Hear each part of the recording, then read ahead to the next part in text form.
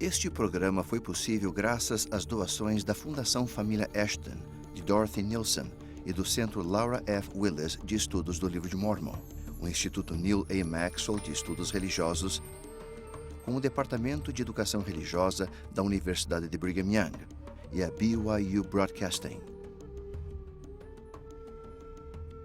Apresenta.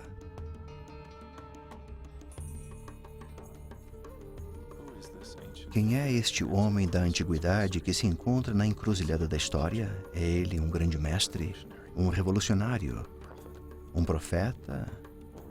Ou ele é, de fato, o filho divino de um pai divino? O salvador literal do mundo?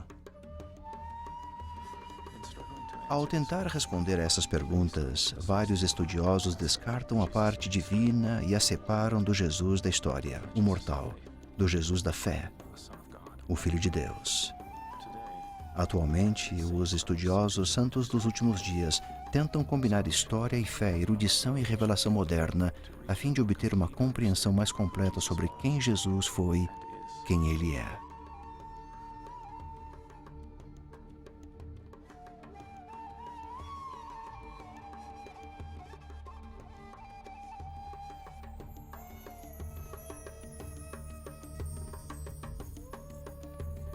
O Messias, eis o Cordeiro de Deus. Ele é chamado de camponês, místico, de líder carismático, sábio mestre, influente crítico social. Suas palavras foram analisadas, adaptadas e traduzidas para quase todos os idiomas. Contos sobre os seus muitos milagres têm sido celebrados até em culturas mais obscuras. A história e vida de Jesus Cristo, entretanto, tiveram início bem antes de Belém. Ao estudar os registros bíblicos, juntamente com o Livro de Mormon e Revelação Moderna, somos capazes de compreender melhor o Jesus de Nazaré. A fim de responder à antiga pergunta, quem é esse homem, devemos fazer o trajeto desde antes do início e voltar ao estado pré-mortal. Antes que Abraão existisse, o Salvador pré-mortal. É surpreendente, já que o Novo Testamento fala tão profundamente sobre o conceito de uma existência pré-mortal, que mais cristãos no mundo de hoje não façam menção a essa realidade. Sabemos, por exemplo, que há fontes bíblicas, não bíblicas e extra-bíblicas, fontes externas ao cânone do Novo Testamento, que versam sobre o princípio ou conceito de uma vida pré-mortal. Mas há fontes excepcionais que não só versam sobre o conceito geral de vida pré-mortal, como também se concentram na vida pré-mortal de Jesus Cristo. E tais referências datam antes da época de Cristo ou durante o período do ministério de Jesus aqui na Terra. Há presença na literatura patrística e até mesmo depois de referências a Cristo, por exemplo, como o Deus que visitou Abraão e o Deus do Velho Testamento. Encontramos referências em Justino, o mártir, em Irineu de Elião. Um dos mais famosos também é um dos mais antigos, é um autor do século V de História Eclesiástica, conhecido pelo nome de Sozomen, que refere a uma igreja num lugar chamado Manri, em que uma igreja foi construída por Constantino. E Sozomen disse que esse era um local considerado central por cristãos, onde havia um grande mercado e onde importantes eventos eram celebrados. Conhecido por judeus e pagãos, o último era um termo usado por Sozomen. Os cristãos consideravam-no central porque ali fora o local em que ele que nasceria de uma virgem e em que aparecera aquele homem religioso, referindo-se a Abraão. Então era uma referência bem explícita da crença de que Cristo, de fato, era o Deus que visitara Abraão. O hino ao Verbo.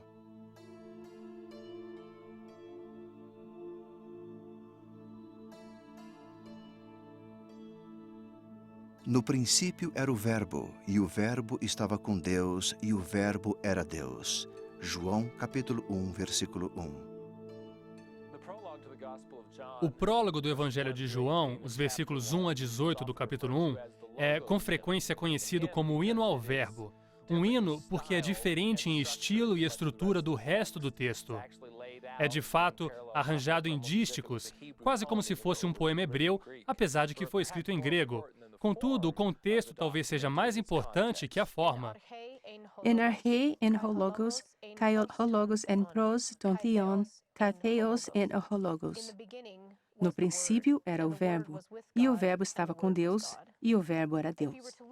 Se verificarmos no dicionário o significado da palavra logos, no vasto léxico grego, que todos os torturados alunos de filologia clássica estudam, encontraríamos 6 colunas em espaçamento simples referentes a essa única palavra. Pode significar relato, discussão, debate, lógica, razão ou inteligência. É uma das palavras mais ricas em significado e, com certeza, essa é a razão pela qual João a escolheu. Esse texto é chamado de hino ou logos por causa do termo grego logos, que convencionalmente é traduzido para o verbo, seguindo as versões da Bíblia em português. Mas a palavra logos tinha uma extensão semântica bem ampla no grego clássico e bíblico. Logos, segundo Platão e alguns dos primeiros filósofos gregos, era o que nos distinguia dos animais. Isso não queria dizer que os animais não tinham sentimentos ou não eram capazes de se comunicar de certa maneira. Mas logos era a maneira pela qual pensamentos e ideias eram comunicados entre as pessoas. Então, também pode significar verbo, como também pensamento, ou ideia, razão, ou causa, etc. Ao me comunicar com outra pessoa, os meus pensamentos se transformam em palavras que se dirigem para outra pessoa, que as transforma em pensamentos. Portanto, um logos é algo capaz de afetar outra coisa.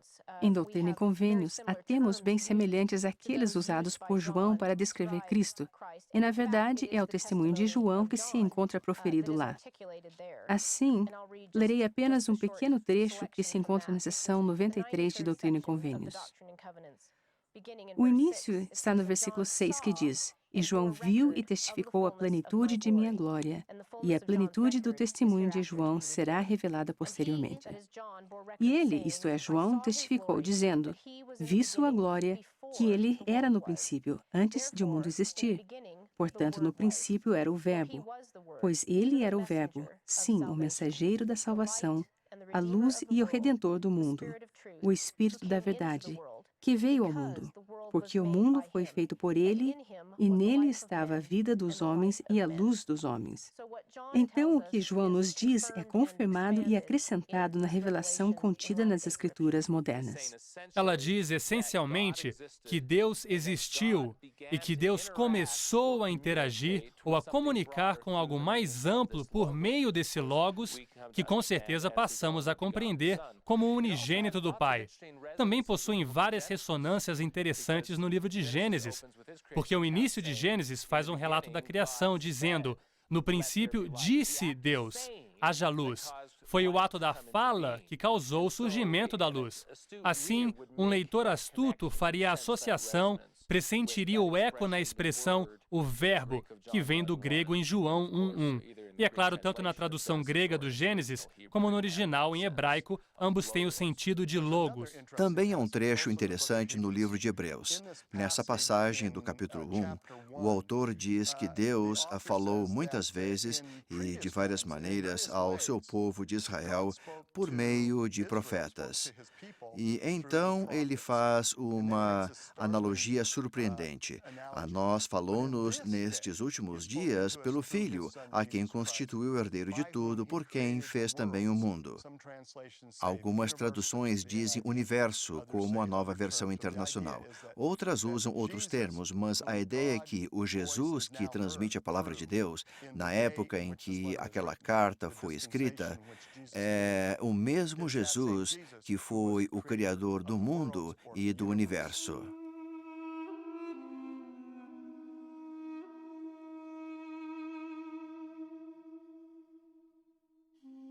O Mar da Galileia.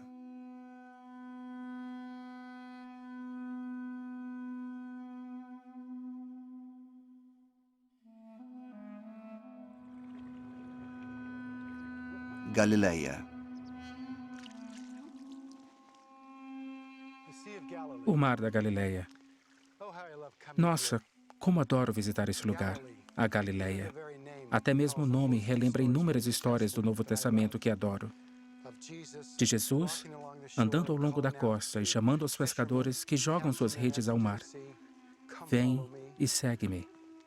e de redes repletas de pescas milagrosas. E uma das histórias que eu mais adoro deve ter acontecido num dia como este, um dia tempestuoso, quando uma tempestade inesperada caiu de forma violenta, como geralmente ocorre no oeste lá em Tibério. E Jesus, estando na popa do barco, em meio à tempestade, repreendeu o vento e disse ao mar: "Cala-te, aquieta-te."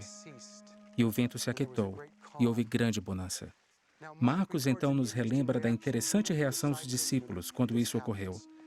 Ele diz: "E sentiram um grande temor, e diziam uns aos outros: Mas quem é este que até o vento e o mar lhe obedecem?"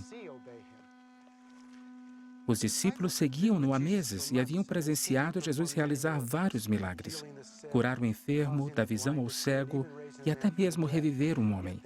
E ainda assim eles sentiram um grande temor quando perceberam que aquele homem que os convencera a abandonar as redes para segui-lo possuía poder sobre os elementos.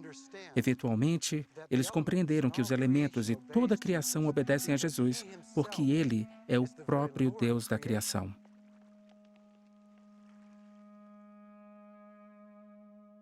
Cristo como o Criador.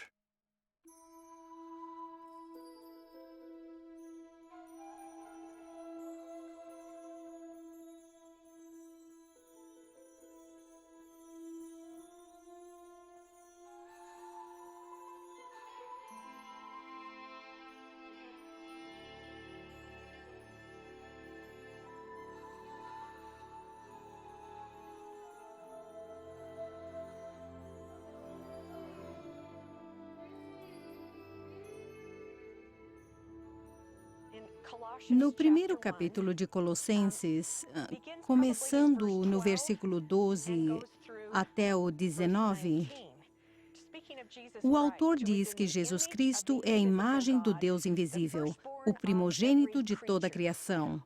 Ou seja, nos diz que os cristãos devem ter entendido que Cristo era o Criador, o primogênito, nascido e criado antes da criação. E também no versículo 17, ele é antes de todas as coisas e todas as coisas subsistem por ele. No versículo 16, até lemos que Jesus é o Criador, porque nele foram criadas todas as coisas que há nos céus e na terra, visíveis ou invisíveis. Acho que esta frase é totalmente fascinante, visível ou invisível, sugerindo que Cristo criou várias coisas que não conhecemos e nem vemos. No grego é ta orata kai ta aorata, e eu traduziria essa frase como o que vi e não vi. O que Paulo faz é ver o mundo de uma maneira diferente da conhecida naquela época, dividido em duas partes. Uma parte constava do que era visto, dos objetos e coisas que podiam ser vistos, mas havia outra parte, também real, composta de poderes que modelavam e dirigiam a história, invisível ou não vista por nós. São os tronos, principados, domínios, esses tipos de poderes, e o que o profeta nos diz é que Jesus não era sujeito a essas influências ou poderes invisíveis, porque ele realmente era o Criador de tudo. No capítulo 7 de Moisés, por exemplo, quando Enoque recebe revelação da história do mundo, ele vê a crucificação de Cristo. E todas as criações de Deus choraram. E a terra gemeu, e as rochas partiram-se. Então não é só esta terra, e sim todas as criações de Jesus Cristo, como representante de seu Pai Celestial, sofreram com o sacrifício expiatório de Cristo. O livro de Mórmon nos ensina claramente que o conceito de Jesus Cristo como Criador deste mundo e de outros mundos existiu antes da época de Cristo. No capítulo 3, versículo 8 de Mosias, lemos as seguintes palavras de um anjo ao rei Benjamim. E ele, o Salvador, chamar-se-á Jesus Cristo, o Filho de Deus, o Pai dos céus e da terra, o Criador de todas as coisas desde o princípio. e sua mãe chamar-se-á Maria. Nessa passagem, é claro que não só o anjo, como suspeito todo o povo do livro de Mórmon compreendeu que o Deus do Velho Testamento, que acreditamos ser Jesus Cristo, foi o Criador da Terra e tudo o que nela existe. Na Pérola de Grande Valor, obtemos informações importantes sobre o Salvador durante seu trabalho pré-mortal. Também encontramos o relato de uma das conversas de Abraão com o Senhor. E um dos aspectos marcantes é o fato de Abraão interagir com o Salvador pré-mortal. Ele se apresenta dizendo: "Meu nome é Jeová." Abraão também diz que o Senhor pôs a mão sobre meus olhos e eu vi aquelas coisas que suas mãos haviam feito. E eram muitas, e elas multiplicaram-se ante meus olhos e não consegui ver seu fim. Essa é outra perspectiva. Não só que Jesus Cristo era Deus antes desta vida, mas que Ele é o Criador de mundos incontáveis, Ele não era um iniciante, e que esta terra em que vivemos e as experiências que temos aqui não são, de fato, nada de novo nas eternidades. E que o Senhor não está realizando experiências conosco, esperando que algo de bom resulte do plano de salvação. Não, Ele havia feito isso inúmeras vezes.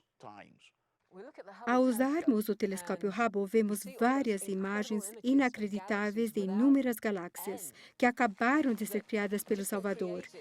Em Abraão 3:12, lemos como tudo isso ocorre, e ele mostra-lhes mundos sem fim, e Abraão não consegue ver o fim de tudo que era criado.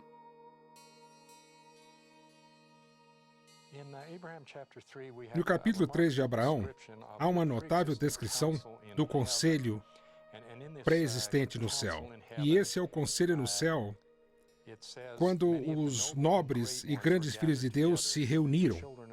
E esses nobres e grandes eram, de fato, espíritos comparados a inteligências que sempre existiram. Portanto, eles eram os filhos espirituais de Deus. E um dentre eles se sobressaiu, pois era como Deus. Com certeza, referia-se a Jesus Cristo, que falou sobre o plano de descer a um local onde havia materiais para construir um lugar, uma terra, onde os filhos de Deus pudessem habitar. Nosso Pai Eterno reúne a família no grande conselho, e é nesse conselho que o Pai revê conosco todo o sistema e plano de salvação. É importante compreender que esse é o plano dele. Deus, o Pai, então faz uma proposta. Quem enviarei? Nessa existência mortal, estaríamos numa condição em que erraríamos e seria necessário um Salvador e Cristo. Deus, o Pai, então requisita um voluntário. A pergunta do pai, quem enviarei, nos deixa de certa forma surpresos, porque obviamente ele queria enviar o filho. Isso porque o filho havia sido preordenado. Mas também nos faz pensar sobre o jardim do Getsemane, quando o Salvador diz: "Pai, se queres, passa de mim este cálice. Todavia não se faça a minha vontade, mas a tua." Portanto, não acho que Jesus tivesse certeza que essa era a atitude que deveria tomar.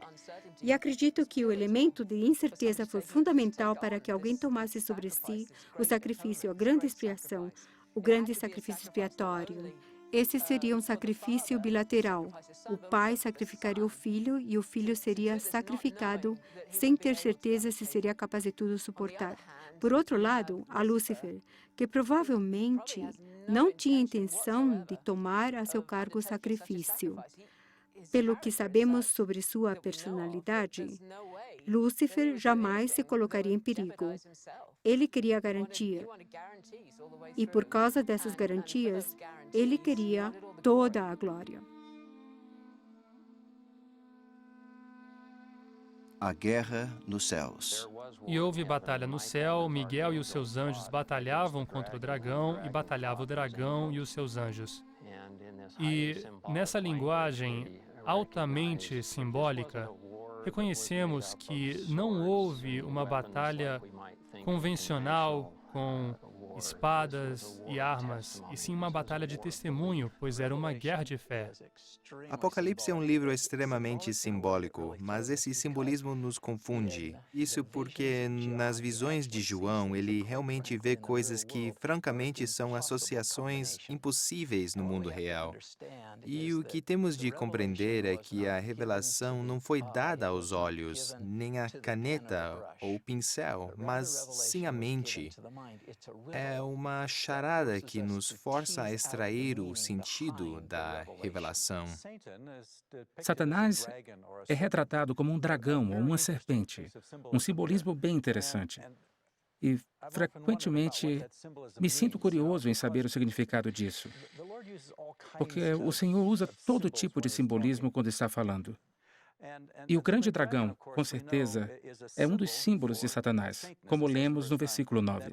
A antiga serpente chamada o diabo. Isso não quer dizer que não devemos retratar Satanás como um dragão, uma cobra ou uma serpente. Esse é o símbolo de quem ele é e o que ele faz. Ele destrói, é horrível e é assustador. Em sua ira, ele quer derrubar a todos, assim só conseguimos realmente ver o poder de Satanás como destrutivo. Com relação aos anjos, nós somos os anjos, sabe? Aqueles que ficaram ao lado de Deus e participaram da batalha. Nós não fomos simplesmente entidades levadas pelas ondas no mundo pré-mortal. Fomos, de fato, participantes na batalha. Tomamos partido, auxiliamos o Senhor em sua obra e ministério naquela época. Compreender que o Salvador acredita em nós e que acreditamos nele, que ele espera que façamos o que ele quer de nós, o que ele nos pede, comparado com o que fez, é tão mínimo. É uma das coisas mais fortalecedoras do Evangelho e uma das coisas que capacita todos nós a fazer a sua vontade.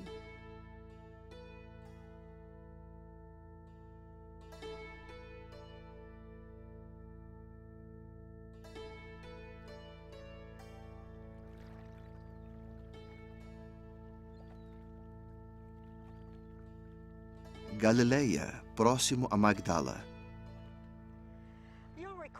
Vocês se lembram que, imediatamente após acalmar o mar tempestuoso, Jesus e os apóstolos desembarcaram na Gadara, ou, de acordo com os registros de Mateus, na província dos Gadarenos, ao leste do Mar da Galileia. Ali encontraram um homem que estava possuído por uma legião de demônios. Eu me lembro da história daquele homem que morava nas cavernas. E há uma maneira bem interessante em que Marcos descreve essa passagem. Quando ele vê Jesus à distância, ele corre. Eu adoro isso. Ele corre em sua direção, o adora e clama em alta voz: "Que tenho eu contigo, Jesus, Filho do Deus Altíssimo?" Eu adoro essa passagem. De certo modo, ambos os eventos, o acalmar do mar e o encontro com o demônio, testificam sobre o estado pré-mortal de Jesus. Quando os demônios o reconheceram como Filho do Deus Altíssimo, eles simplesmente declararam algo que aprenderam na pré-existência. E quando as águas são acalmadas por Jesus, elas responderam ao comando de Jeová, que as dividiu para Moisés e as separou da parte seca durante a criação.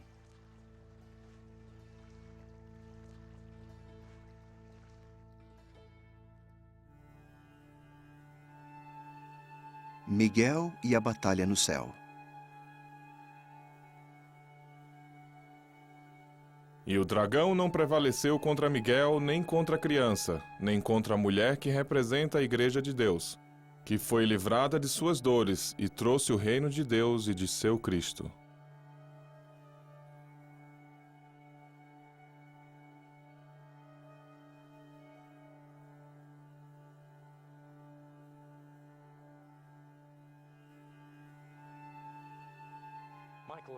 Com certeza, Miguel, como explicou Joseph Smith, é Adão. E é interessante saber que seu nome significa aquele que é semelhante a Deus. Miguel foi um dos nobres e grandes espíritos da pré-existência. Ele foi escolhido para ser o pai da raça humana e, através de retidão, fé, preparação, cumpriu seu papel. Ele é, sem dúvida, o patriarca de toda a raça humana. E foi Miguel, aquele semelhante a Deus, que foi escolhido para liderar as hostes celestes contra Satanás, o dragão. Parece-me que o Salvador, como geralmente acontece, delegou autoridade e orientou Miguel na batalha dos céus, porque foi Miguel, com certeza, que liderou as hostes do bem contra as do mal. Mas é o sangue do Cordeiro, é o Salvador, é a expiação que sai vitoriosa na batalha. É a fé das pessoas em que Cristo irá adiante e realizará o sacrifício expiatório que os convence a lutar por Ele. Foram as palavras de Miguel e de seus anjos que persuadiram as hostes do céu e trouxeram a vitória a Cristo na pré-existência. Em Alma 13 há uma explicação bem interessante. Não nos fala sobre a batalha em si, mas nos mostra a natureza dela. E esses sacerdotes foram ordenados segundo a ordem de seu filho, de um modo que permitisse ao povo saber como esperar pelo seu filho para receber a redenção. Este é o modo pelo qual foram ordenados, sendo chamados e preparados desde a fundação do mundo, segundo a presciência de Deus, por causa de sua grande fé e suas boas obras, sendo primeiramente livres para escolherem o bem ou o mal. Portanto, tendo escolhido o bem e exercendo uma fé muito grande, são chamados com uma santa vocação, e no versículo 4. E assim foram chamados para este santo chamado por causa de sua fé. Enquanto outros rejeitaram o Espírito de Deus devido à dureza de seu coração e cegueira de sua mente, portanto, se não tivesse sido por isso, poderiam ter recebido tão grande privilégio quanto seus irmãos, ou, em resumo, no princípio achavam-se na mesma posição que seus irmãos. A essência de tudo isso é que o arbítrio está em jogo no mundo pré-mortal. E havia aqueles que optaram por Deus, mas quero que percebam a frase sua grande fé. E novamente retornamos ao que lemos em Apocalipse, que diz que o sangue de Deus não fora derramado. A verdade é que Jesus ainda não fizera o sacrifício expiatório e, portanto, tínhamos de ter fé na palavra do Pai e fé na promessa do Filho que ele, de fato, realizaria a expiação. Então, o que ocorre na batalha no céu é que confiamos inteiramente no plano de Jesus. Dissemos que Jesus não falharia. Apesar de não haver nenhum plano alternativo, apostamos que Jesus não falharia. Sabemos que ele não falharia e, portanto, estamos dispostos a declarar, ir em frente e prestar testemunho a esse respeito. Palavras poderosas que usamos baseadas nessa filosofia e, novamente, vencemos. 2/3 realmente optaram por Jesus. 1/3 dos espíritos escolheu o plano de Lúcifer. E Lúcifer se rebelou, e aquele 1/3 dos espíritos preferiu seguir a rebelião de Lúcifer. Essencialmente, a natureza dessa rebelião era que eles não aceitariam Jeová como Salvador.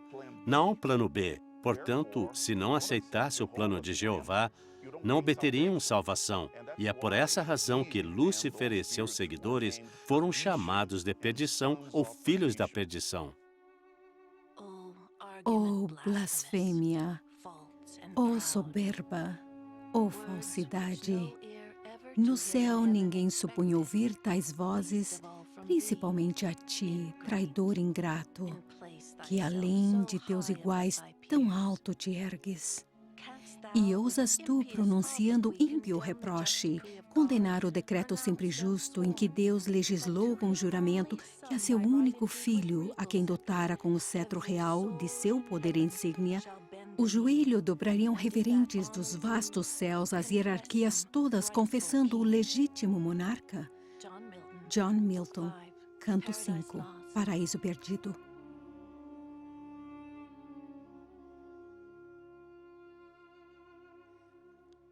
Isso é exatamente o que lemos em Abraão, que Satanás possuía um plano, que desprezaria o arbítrio, que comprometeria a liberdade. E eles foram expulsos da presença de Deus e arremessados à terra.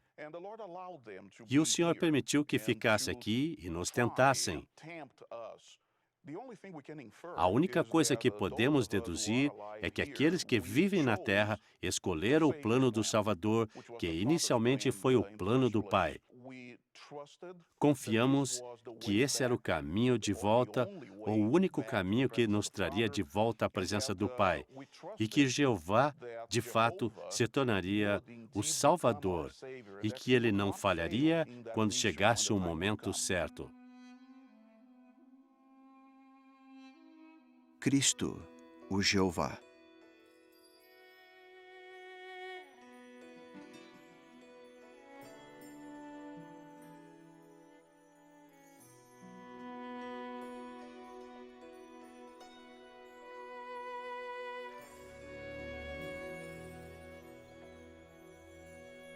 Em Yev, costa leste do Mar da Galileia. O que podemos dizer sobre a permanente pergunta relativa ao relacionamento entre Jesus e Jeová? Durante os séculos, desde quando Jesus andara nessa mesma praia, muitos estudiosos cristãos lutaram para reconciliar o Deus do Velho Testamento com o Jesus do Novo Testamento. Essa tentativa ocorre porque várias pessoas percebem que o primeiro é exclusivamente um Deus de justiça e o outro é exclusivamente um Deus de misericórdia. Portanto, é difícil aceitar que ambos são realmente o mesmo Deus, que é Jesus Cristo. Sim, muitos pesquisadores afirmam que somente os últimos cristãos lutaram para fazer a associação entre os dois, a fim de justificar sua nova religião. Da literatura patrística e das fontes mais surpreendentes, se pode confirmar que o Jeová que alimentou o seu povo com o maná no deserto também é o Jesus que alimentou 5.000 pessoas com uns poucos pães e peixes.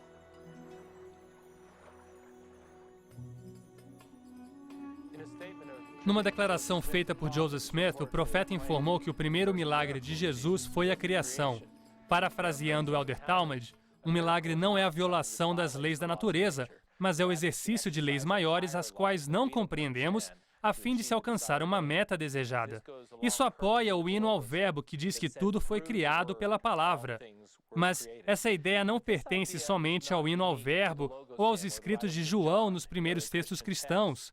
De fato, em alguns textos, provavelmente escritos anteriormente ao Evangelho de João, como os escritos de Paulo, há referência de Jesus como Criador. Uma das tendências de Paulo era de tomar escrituras que se aplicavam a Jeová no Velho Testamento e reaplicá-las ao próprio Jesus no Novo Testamento. Tanto Paulo como a primeira comunidade cristã acreditavam que Jesus de fato era o Jeová do Velho Testamento. Parece uma citação de Paulo ou uma alusão ao capítulo 10 do livro de Romanos, mas, na verdade, é parte de um debate mais amplo entre os primeiros cristãos. Imagine que surpresa. O debate ocorrido durante o ministério de Cristo era se ele realmente era um grande mestre, algum profeta enviado por Deus, o sucessor de João Batista, ou se de fato era o Meshaek, ou o Messias, o ungido enviado por Deus. E aqui Pedro anuncia que ele é o Messias e mais, que ele também é o Senhor. Há um registro em João, capítulo 8, versículo 58, em que, após um amplo debate com os fariseus, dentre outros que o desafiavam, diziam: "Você ainda nem tem 50 anos de idade e sugere que conheceu Abraão." Sua famosa resposta foi: "Antes que Abraão existisse", e a frase grega é genestai, que significa antes da existência de Abraão, ou antes do nascimento de Abraão, ou ainda antes de Abraão ser. E então ele usa a frase-chave que é "eu sou", ego eimi. Essa é a mesma frase usada na tradução grega do Velho Testamento, do capítulo 3 de Êxodo, versículo 14, em que o Deus do Velho Testamento se apresenta a Moisés como "eu sou o que sou", e que ele devia voltar aos filhos de Israel e lhes dizer que "eu sou" me enviou a vós. Assim, ele parece sugerir, ao usar este verbo, que "eu sou" o Deus do Velho Testamento, ou "eu sou Jeová". E parece óbvio que as pessoas presentes interpretaram aquela resposta da mesma maneira, pois João nos conta que imediatamente pegaram pedras para as lançar contra ele. Ou seja, a sugestão implícita é que eles estavam se preparando para apedrejá-lo por blasfêmia, porque ele se dizia ser Jeová. A mulher junto à fonte. Acho que nas páginas do Novo Testamento descobrimos um Jesus que é tão cheio de compaixão que não consegue se conter. Ao ver alguém em necessidade, seu instinto natural é oferecer auxílio. E, ainda assim, é a mulher junto à fonte, como registrado no capítulo 4 de João, que ele revela sua verdadeira identidade. Ela fica impressionada com a habilidade de Jesus de prever o futuro, e é como se João revelasse a nós, passo a passo, a maneira como ela compreendeu quem ele realmente era. E, finalmente, ela diz: "Eu sei que o Messias vem." E Jesus anunciou de maneira surpreendente e assombrosa: "Eu o sou, eu que falo contigo."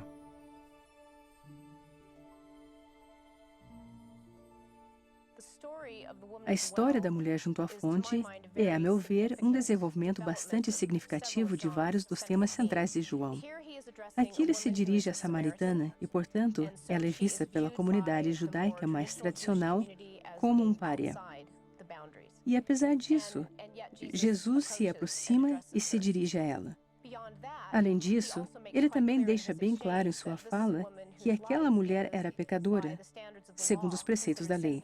Cristo aconselha a ir chamar o marido e ela responde: "Não tenho marido." Cristo sabe sobre o seu passado e fala sobre ele com ela, e ela diz: "Senhor, vejo que és profeta." E até mesmo após compreender a condição imperfeita e pecaminosa de sua vida, e não só da vida de uma judia, mas da vida de uma samaritana, que já estava fora dos limites da lei, não só na mente judaica, como também por causa da vida que levava, Cristo continua a conversar com ela na tentativa de convertê-la à fé. E então, quando ele diz "eu sou", além de afirmar o seu status de Deus do Velho Testamento, me parece que ele também diz algo sobre sua presença absoluta. Quero dizer isso tanto no sentido temporal como no cronológico, que o agora, este momento e todos os momentos constituem no presente. Sou o Deus totalmente presente e atual, e tanto seu passado como seu futuro podem ser determinados inteiramente neste momento de fé. Seu passado pode ser perdoado e seu futuro garantido se você tiver fé neste momento.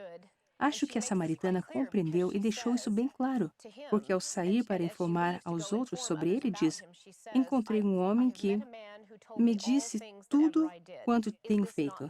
Porventura não é este o Cristo?" Portanto, creio que a combinação dos poderes proféticos com a afirmação da identidade "eu sou" a convence a crer que ele é o Cristo. Os primeiros cristãos compreenderam que Jesus Cristo era o Deus do Velho Testamento. Eles compreenderam que ele possuía extrema glória e poder, até mesmo para criar a terra, e que ele precedeu qualquer outra criação. E apesar disso, ele renunciou à glória para nascer na terra como um servo, a fim de morrer por nós e levar a termo o sacrifício expiatório. Devemos fazer o mesmo que fizemos no céu. Em primeiro lugar, precisamos reconquistar o testemunho que possuímos. Em segundo lugar, precisamos viver os preceitos do Evangelho para obter o Espírito de Deus em nossas vidas. E, ao possuir o Espírito, precisamos ser fortes para fazer aquilo que fizemos antes. E o que fizemos? Testemunhamos. Testemunhamos com todo o coração e alma que Jesus é o Cristo e que Ele foi o Salvador preordenado e, no meridiano do tempo, Ele desceu à terra e fez tudo o que havia prometido fazer. E, portanto, Ele trouxe salvação, e é nossa responsabilidade testemunhar sobre a mesma salvação que vem de Cristo Jesus hoje.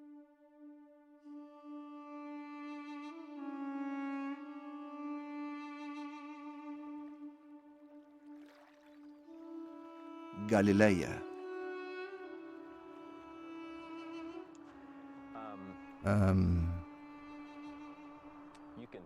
Pode-se notar que ele amava as pessoas. Ele caminhava pelas vilas e há muitas pessoas que provavelmente são descendentes daqueles que viveram em sua época. E é possível imaginar Jesus caminhando pelas vilas. E ele amava todos, se preocupava com eles e só queria abençoar as suas vidas. É como se a expiação fosse uma macro-salvação. É a salvação para todo o universo.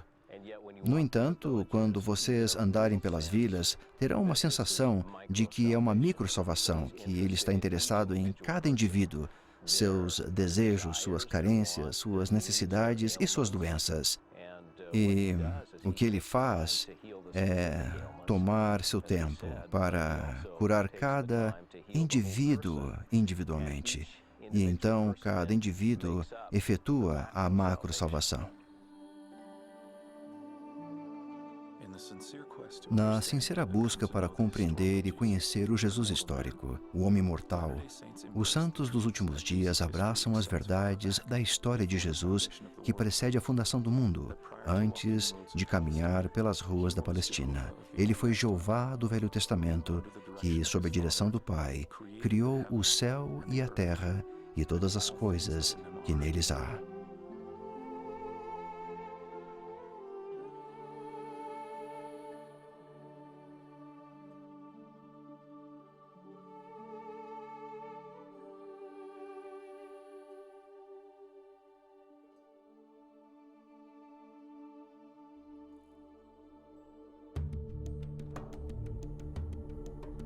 O Messias, eis o Cordeiro de Deus.